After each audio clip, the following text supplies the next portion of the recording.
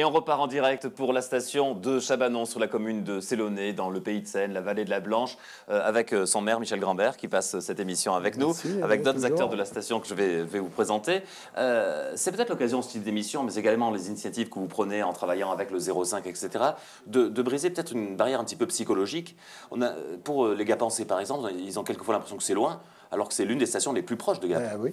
Oui, bon, alors on a une route qui pourrait être une magnifique route touristique et qui a tendance à faire un peu peur, qui est les gorges de la Blanche.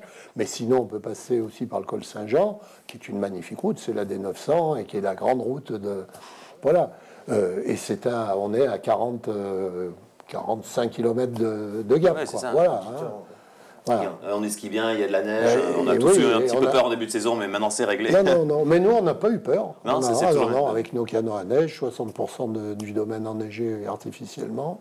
Voilà, et l'exposition, on est toujours en capacité, enfin Marc pourrait en parler beaucoup mieux que moi. Oui, un petit mot là-dessus d'ailleurs. Oui. C'est une station qui a une exposition qui lui permet d'avoir de la bonne neige quasiment tout le temps, c'est ça?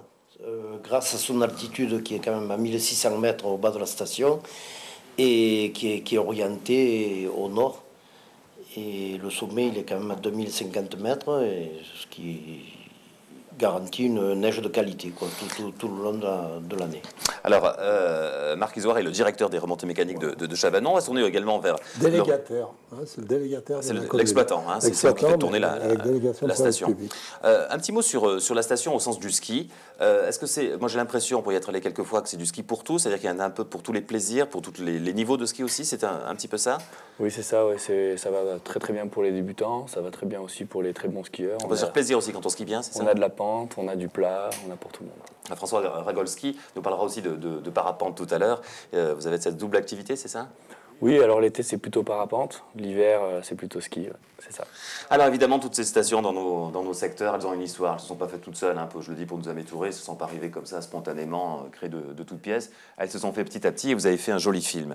On va voir qu'une partie soir, on le verra un jour intégralement, mais qui raconte des pans d'histoire de la création de la station de Chabanon sur la commune de Sélaunay. Regardez un extrait. Et c'est là qu'avec quelques-uns de la commune, et quelques amis qui venaient en vacances, et la municipalité, on a lancé ce projet pour construire cette station. D'après la photo que nous avons sous les yeux, là, c'était une des premières réunions à la mairie, où tout le monde, toute la commune était invitée, mais il y a eu beaucoup de personnes qui doutaient de notre projet. Il y avait ceux que ça n'intéressait pas du tout. On disait qu'on allait abîmer la montagne, qu'on allait défoncer toute l'herbe, Ça, c'était les arguments de l'opposition. J'ai été élu sur la liste adverse du père Cazer, mais c'est pas pour ça qu'on a pas toujours bien travaillé ensemble. Voilà, et on nous a toujours souvent fait passer sur le chapeau qu'on était contre la station de Chabanon, mais ce n'était pas le cas. On était pour la station à Surville. Tout fait à Surville.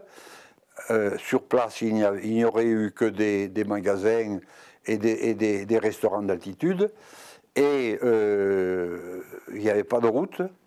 Et on y serait monté par un petit téléphérique et tout ça. Bon, mon père, ça a été un de ceux qui ont cru à la station, et il en fallait à ce moment-là des personnes qui y croient, parce que c'était un peu un projet un peu fou, faire de ce petit bout de montagne, de pâturage, où il n'y avait même pas de route, et faire de tout ça une station de ski. Il est évident que dans l'équipe, de temps en temps, il y avait un peu de friction, mais enfin, il y avait des hommes qui étaient calme comme Henri Cazer et qui comme Loulou Ermite aussi bien sûr qui arrivait un peu à tempérer. C'était des journées de réunion, des soirées aussi, des concertations, c'était pas mal prenant. Et après ça a été décidé quoi. Ça a été voté au conseil. Hein. La grosse entreprise a été la station de ski de Chabanon. C'est des costauds, hein, tous ces gens-là qui sont passés, hein, parce que... Heureusement qu'ils étaient là, sinon on ne se parlerait pas. Ouais, et puis il n'y avait pas forcément des financements comme ça est devenu après, il fallait un peu le faire à la pelle et à la pioche, il n'y avait ni eau, ni électricité, ni route, quand ils ont commencé. On salue d'ailleurs votre prédécesseur, alors je vais peut-être écorcher son nom, Pierre Thuret. Pierre Thuret, mais tous, et puis tous les maires précédents ont tous fait en sorte. Alors, la loi a amené qu'aujourd'hui, c'est la commune qui est propriétaire. Dans la période précédente, c'était une convention entre la Satos, qui est historique, hein, c'est la société qui a créé la station, et la commune où il y avait une convention. Et puis, à l'expiration de la convention, la loi montagne a fait que, comme le SOS, ça rappelle des événements récents. Voilà. C'est moins polémique, c'est plus simple. Passé plus tranquille. En tout cas, c'est vraiment une très belle station. Ceux qui ne connaissent pas, il faut y aller dans un territoire qui a une vraie identité, une vraie âme, avec une population qui s'associe beaucoup à sa station. C'est souvent le cas dans les stations-villages, hein, où tout le monde est très impliqué, tous les habitants, les plus réactifs, etc. On a pris l'exemple de ce que vous réalisez pendant les fêtes de fin d'année, cet itinéraire des crèches dans la commune de Sélaunay. Reportage. Cette année, on a demandé à tous les habitants de Sélaunay et des environs de nous prêter un bout de leur maison, une fenêtre, un dessous, un garage, pour qu'on puisse faire une crèche, pour pouvoir faire ce chemin des crèches.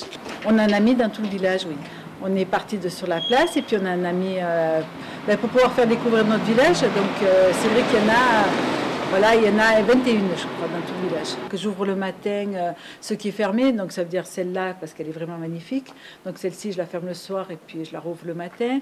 J'ouvre l'église le matin, que je referme le soir aussi. Et puis on a fait sous la cantine, on a une pièce sous la cantine, on a fait la table des 13 desserts, que j'ouvre aussi le matin.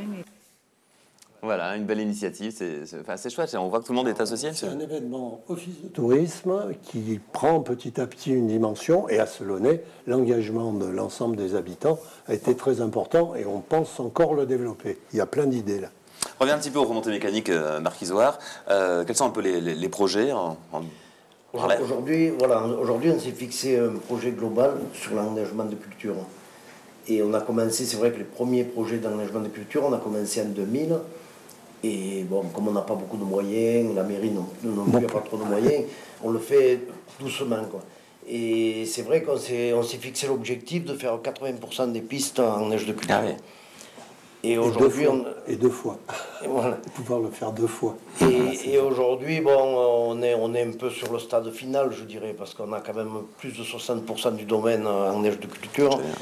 Et on a encore un projet de faire une grosse retenue et de faire encore 2-3 pistes, et après on aura terminé.